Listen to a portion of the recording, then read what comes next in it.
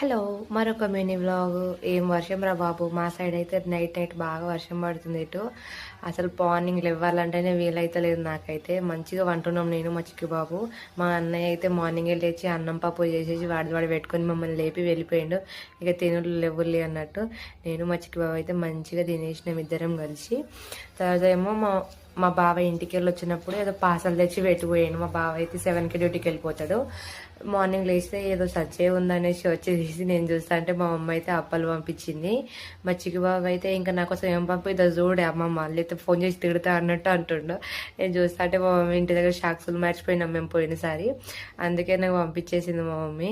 మా బావ అయితే ఎలాంటి వస్తువులైనా తీసుకొచ్చేస్తాడు, అసలు వద్దు అన్న మాటే అనడు. అది సంచి ఎందుకు తీసుకెళ్తా అని మా అన్న కోపడతాడు, కానీ మా బావ అయితే మాకు ఏం అవసరం ఉన్నా కూడా ఇంటి దగ్గర నుంచి అయితే తీసుకొచ్చేస్తాడు. ఎంత నైట్ వచ్చినా. నైట్ పాపం ఎప్పుడు వచ్చి తిన్నాడో ఎప్పుడు